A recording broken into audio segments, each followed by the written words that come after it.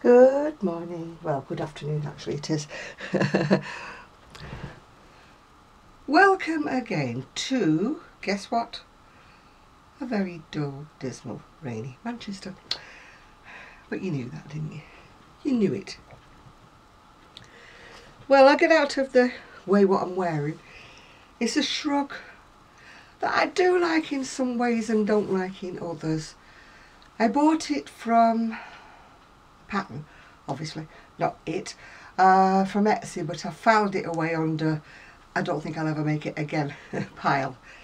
Whilst I do like it, it's a little bit funny shape, you know, doesn't quite. I do like the sleeves though, because the sleeves are quite a long sleeve and it comes to there, so it doesn't give you that sort of big massive underarm lump that you sometimes get with a shrug. So in some respects I do like it, but in other respects I just wish it went a bit more over the front. I can pull it to make it do that, but then the minute I start moving about it goes back like a bolero sort of under the armpits.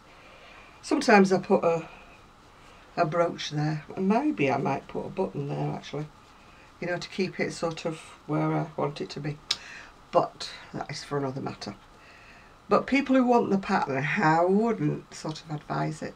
There's so much nicer free patterns on Ravelry if you have a hunt about. And I paid for this one, and to be honest with you, I don't know why I paid for it. Because it was just a big rectangle with the sleeves added on. Simples, as they say. Simple. Yeah, I don't think it added it in. No, I don't remember much about it, except it was unexciting. Sue was going to make it, and then we decided that we would rather have the Doris Chan.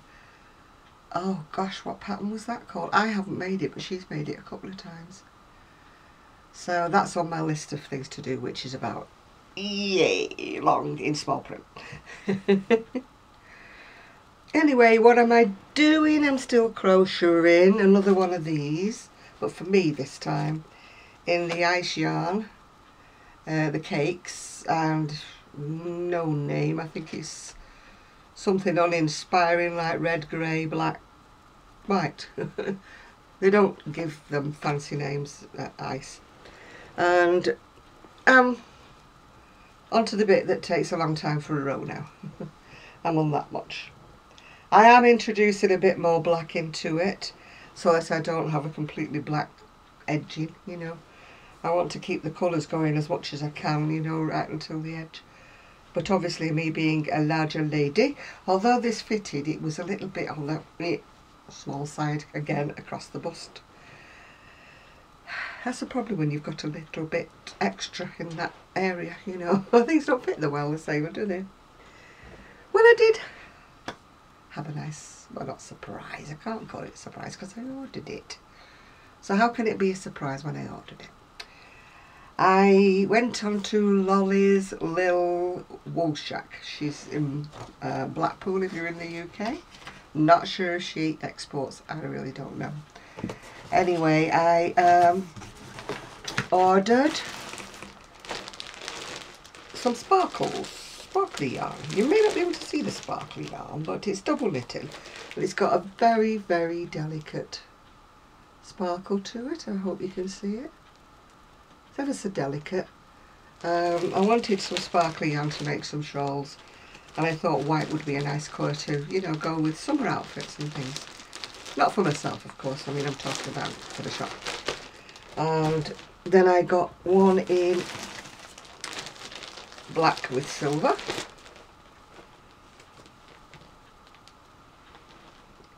I mean, she just charged for postage, but if you're in the UK, I think she charges £3.95 no matter what size your parcel is, if you know what I mean. If you only wanted one ball, she would still charge you £3.95. So it's usually worthwhile ordering a few things to make it worth your while. I mean, Sue's ordered quite a few things from there, but I've never ordered the sparkly one, but it does feel soft. I always worry with sparkly yarn in case it's a bit rough.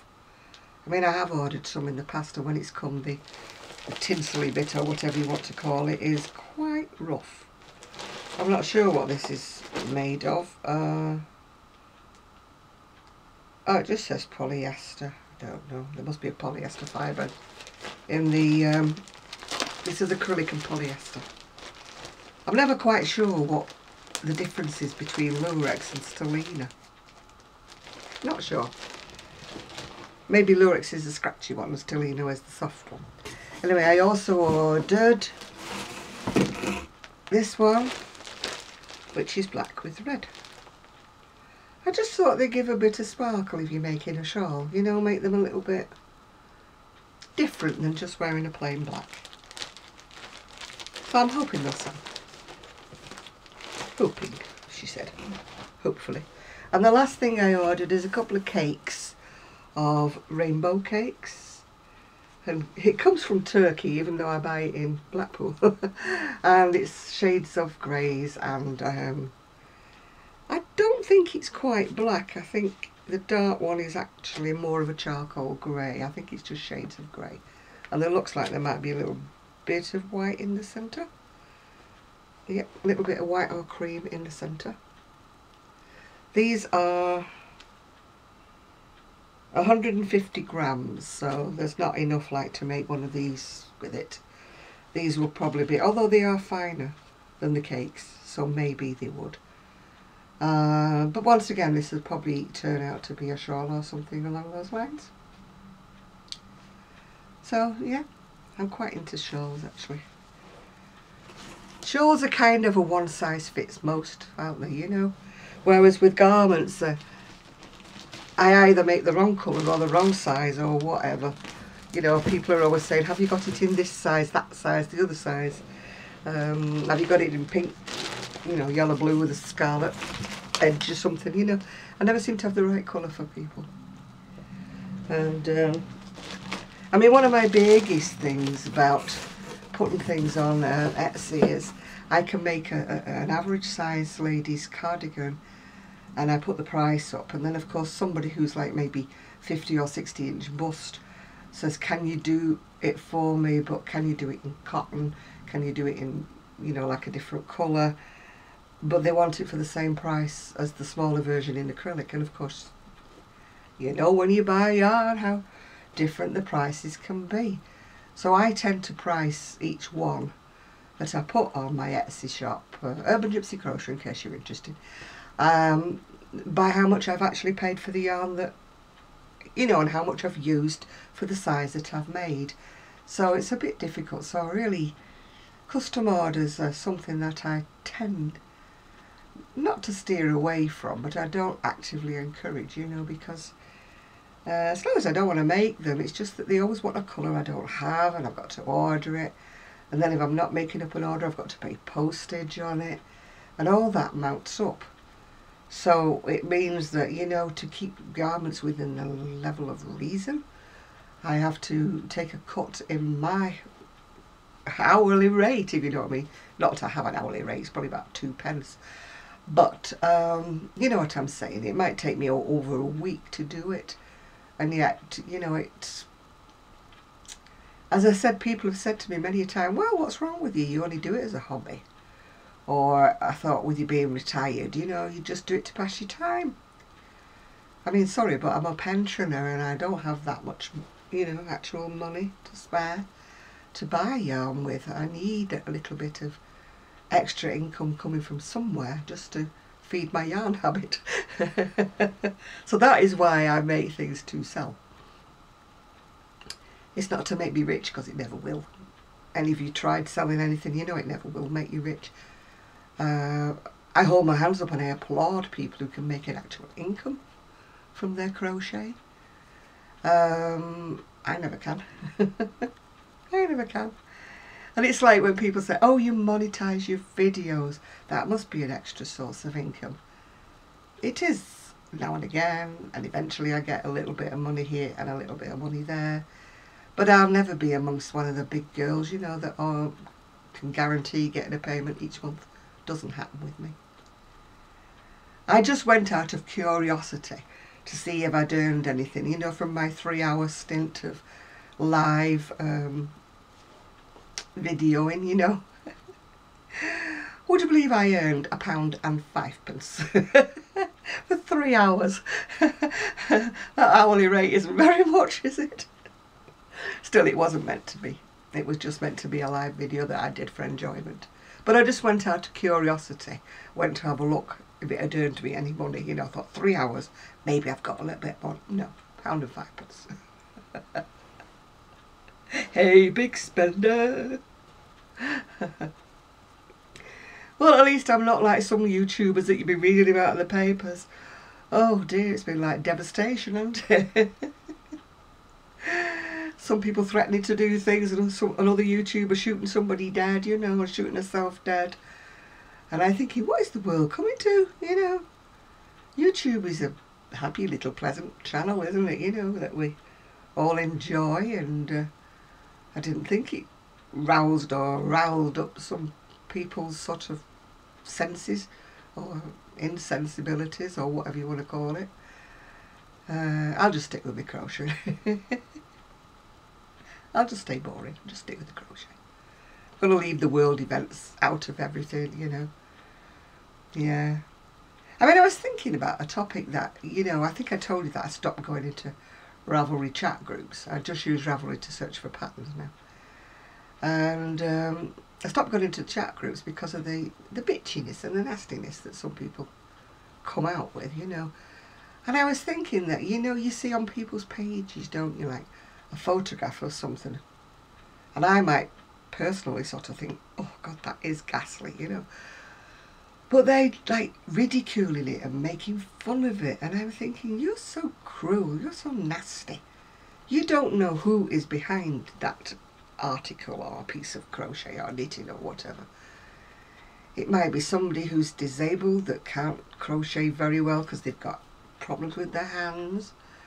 It might be a teenager making her first garment, her first thing, and she's so proud of it, you know. I just really wish people would think about what they're saying and how the effect it will have on the person who's made it. I mean, we've all seen them, haven't we? You know, we've all seen ghastly things. And you're thinking, what in the world are they thinking about making that? It's awful. But you just zip it, don't you? Just, if you don't like it, you just pass by. You don't make a rude comment or, you know, make a comment like, what on earth you possess you to make that? It's terrible, you know. And yet some people think that they've got the right to do that. They hide behind a name, don't they? It's the same with comments on Twitter, isn't it? And comments and other things like that. You know, unless you feel very, very strongly about something that somebody said, you know, maybe it's inciting something or, and I don't know. But if it's a comment about something, you know, that you don't particularly like, if it's a dress that somebody's bought, just keep it quiet, you know. Be ladylike or gentlemanlike and pass by, yeah, because it's not nice and it's awful and it's rude. The only time I'll make a comment is when I see something that somebody's got for sale for like hundreds of dollars, and I'm not really talking about a crafter. I'm talking about a big store, you know, like Anthropology or whatever they're called, and they're charging like $1,000 for something. I might make a comment then saying, whoa, you know, because you know the poor person at the end of the chain who actually made this garment probably got peanuts, you know, for making it. And that's when I might make a comment saying, whoa, are they joking, you know? $700 for that? And I'm thinking, I haven't copied it, don't get me wrong, I'm too sort of, I'll make a pattern if it's a pattern. But I don't go into somebody else's web page. I mean, as you know, I'm a great big fan of Jen Cherry, but I wouldn't go to her page and just copy something that she's made.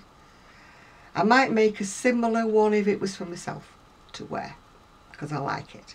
But I wouldn't make something similar to her and put it for sale on my web page, because that's like stealing a design, isn't it? Yeah, you know what I'm saying? I get influenced by things, obviously, that are in the shops. But I don't make a carbon copy of anything, because that to me shows a little bit of lack of imagination. Not that I have much imagination. I prefer to buy a pattern and to crochet it, and then I can say to you, oh, I used this pattern for that. I used that pattern for that one, you know. So unless I say to you at the beginning, there isn't a pattern for this because I've made it up, it's out of my head, yeah. Which I do tend to do at times, and I know it infuriates a lot of people. But sorry, it's just my artistic license, I suppose, coming out in me. So, yeah, that's the only time I will make a comment, and I'm like sort of, can you really believe that so-and-so shop is charging so many $100s for this? When I've got something that I haven't copied, it's already in my shop, yeah? And I'm thinking, gosh, I can't sell mine for £40, you know. And somebody's willing to go and pay $700 for the same thing or something very similar. That is one thing that does get me a bit piqued. I won't say angry. It doesn't make me angry, but it just makes me a bit, What's so different about my version? I mean, I made a coat for myself, which I said I wouldn't make for the shop because it was all in granny squares and it's a big long coat and everything. And I saw one in Anthropology that was all done in creams and browns, and it was $1,000 and something. And I'm thinking, I know mine was black with multicolours in it, but I could have made it in cream. I could have made it in cream with browns and beiges, but I would have been lucky if I'd have got $100 for mine, you know, not $1,000. And it would have taken me hours upon hours upon hours to do all the little squares. Still, let's just call this a Wednesday whinge, shall we? Don't know what I'm going to talk about tomorrow. Tomorrow is another day. I didn't sew any linings yesterday. I got sidetracked, which is kind of like my middle name, sidetracked. I have good intentions when I wake up, and I'm going to do this and that and the other and that. And by the time I've had a shower, got myself dressed, whatever, you know, it's like, what was I going to do again? Now let me think, what was I going to do? And it's whatever time it is now, probably about 3 o'clock or something now. And I haven't done anything really, apart do a couple of rows round my shrug that's on the deck at the minute. That's all I've really done, apart from have breakfast. And now before I can do anything else, I need to go and rescue my bins because they're outside. And I think it's actually stopped raining enough for me to nip out and bring them in, because you're not supposed to leave them out overnight. You can leave them out overnight on the day before they get collected because they come about 6, 7 in the morning. So you're allowed to put them out on the sort of Tuesday night ready, but you're supposed to take them in before the Wednesday night and not leave them out on the pavement because they cause a hazard, you know. Which they do, because if anybody was walking past with a children's stroller or anybody with kiddies on one hand and a dog on the other, they couldn't get past because our pavements are very, sidewalks, whatever you want to call them, very narrow. In fact, my whole street is very narrow. You get 2 cars facing each other like that, nobody can get through the middle. You've got to sort of think before you park, which is a bit awkward when they're strangers, isn't it? You have to park them like sort of that way, not that way, if you know what I mean. I mean, we once had a fire engine go down, and I mean, luckily they were only doing a spot check on the fire hydrants. They weren't going to a fire. One of the firemen came to me and said, "Excuse me, is this your car?" And I went, "No." I said, "To be honest with you, I don't know whose car it is." I said, "It must be somebody visiting." And he was saying, "Oh, it makes our job so awkward." And I said, "Well, what would you do if it was a case of a fire?" He said, "We would just go straight down the middle." He said, "And if anybody's wing mirrors got off, not our fault." He said, "It states quite clearly, you know, when you're parking, you've got to allow access for emergency vehicles."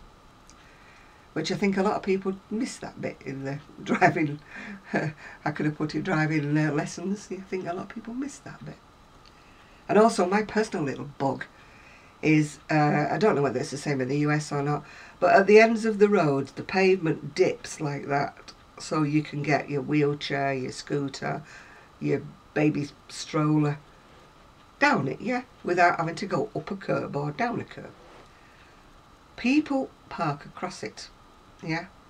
My scooter will not go down a curb, it will only go across the road if it's a dip. I mean, personally, I think there should be a line painted across it on the road, you know, with no parking on that little bit. And then they park so close onto the pavement and I can't get through.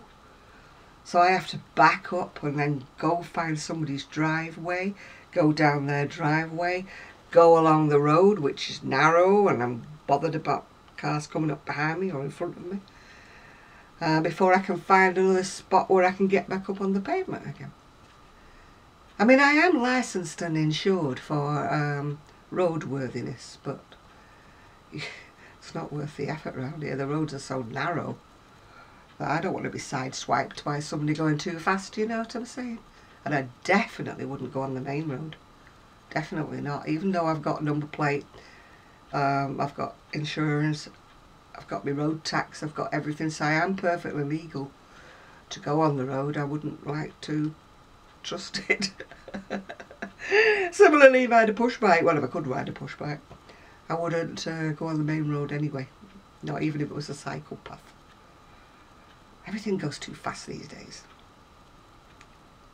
I'm in the wrong era. I'm back in the era when I learned to drive at first and rode a bike at first, and it was a lot less traffic. Yeah. Having said that, I've seen a fantastic mobility scooter that looks like a Harley.